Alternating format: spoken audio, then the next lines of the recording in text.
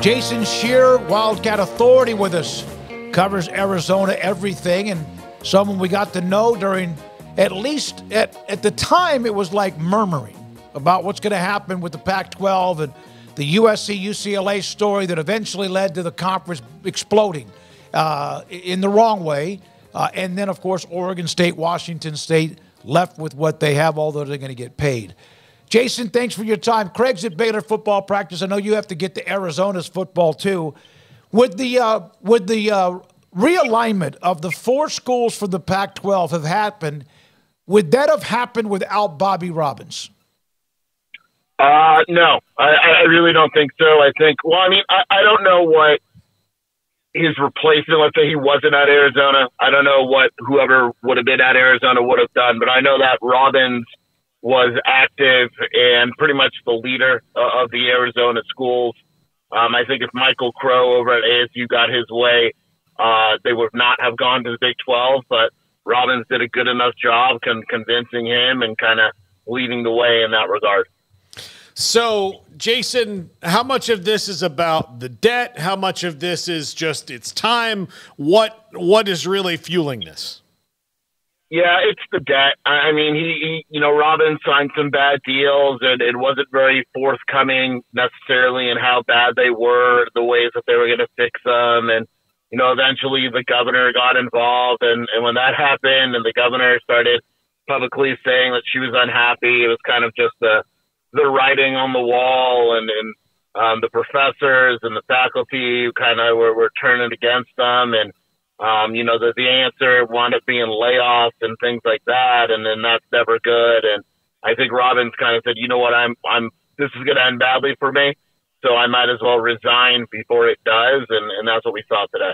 So how much longer did he have? And he made the comment, I saw your tweet, we put it up, that if they find somebody to replace me, I'll walk out the door. Obviously didn't help with the transition, but was this just imminent and like in the next 2 or 3 weeks, month? Yeah, I mean, the vibe I got was that this summer they were going to tell him, we're not renewing your contract, pretty much. And I actually thought that they would let him finish out his contract and then they just wouldn't renew him. That's not the case, obviously. And I think that pretty much, I don't expect this to drag out too long. The vibe is that they'll probably have a school president by the summer. And they even said today, the Board of Regents said they're going to move pretty fast.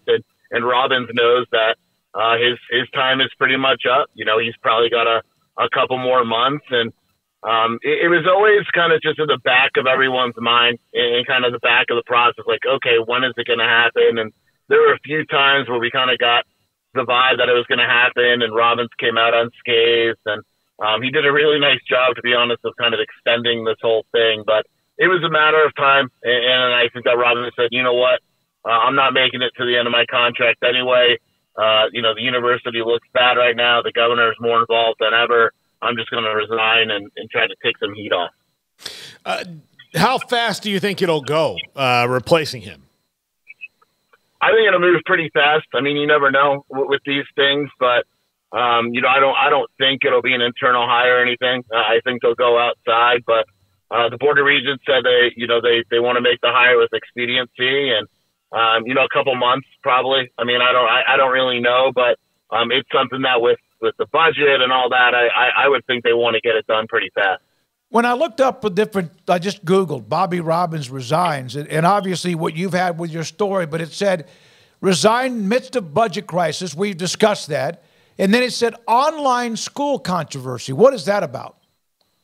So he signed a deal, basically a purchase of an online school, and the online school had some controversy behind it with credits and financial stuff, and they lost a ton of money on it. They lost money, and the online school got in trouble, and they basically kind of overpaid a little bit of it. And Robbins kind of said the issues were overblown, but what he was saying it wasn't really backed up by facts. And it was one of these online diploma mill type of schools, and they thought it'd be beneficial to Arizona and make the university some money, and it wound up doing the opposite. Like the University of Phoenix? Yeah, something like that. Okay. Pretty much. Okay. Something like that. Jason, the basketball team's earlier exit than they wanted this year. They're knocking on the door, Tommy Lloyd there. They come into the Big 12 next year. What do you think the offseason is going to be like for them so that they can get over that hump?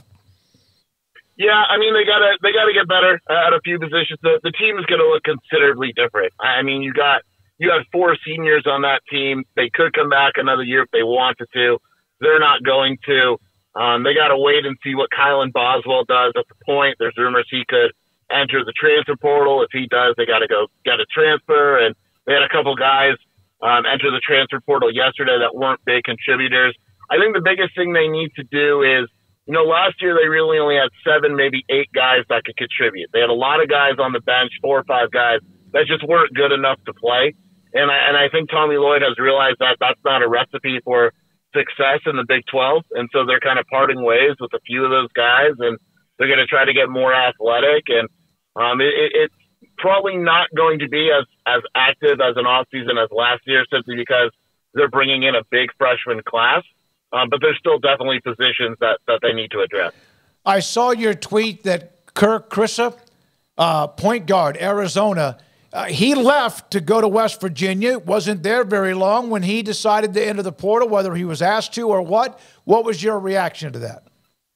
Yeah, I was just messing with people. Sure. It's funny because, it was Kirk Krisa versus Kylan Boswell, and everyone thought that Boswell was going to be better than Krisa, and it wound up kind of not being the best for both parties, right? And, Kirk Krisa went and he committed to Bob Huggins, and then Bob Huggins left, and Kurt, that's a different situation now. And he's a decent point guard. It's an interesting how, it's neither guy kind of met expectations while they were at Arizona. And ideally, even if Kylan comes back, he matches expectations, and hopefully Kurt goes somewhere and is a good fit. And, Xavier is probably a place that I would keep an eye on just because he knows the coaching staff there. But it'll be interesting to see where he winds up. So your thoughts now, if you don't mind, I know you got to go to football. My last question for you, with the Final Four, UConn, Purdue, NC State, and obviously Alabama. We just had a writer that covers them, and they get up and down. They will throw it up, man.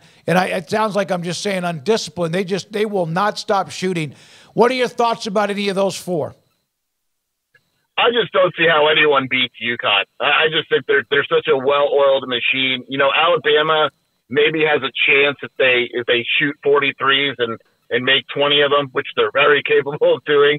That's kind of their offense, but I just don't see UConn being beat. It's not just, they're not just beating opponents right now. I mean, they're blowing them out. These teams don't even belong on the same court, and it is remarkable that as good as they were last year, you can make an argument that this year's team is better. I agree. They have just hammered people. We'll never know because it's not always the best team that wins the Final Four, but who's hot, and sometimes that's the same team. Jason, as always, it had been too long, sir, because of all of the realignment kind of tidied up, but we've had you on. We'll have you on maybe later on a post-spring football summary. Thanks for your time, and good luck at practice today. I appreciate it, guys. Thank you. Jason Scheer, 247. Man, during all of the time,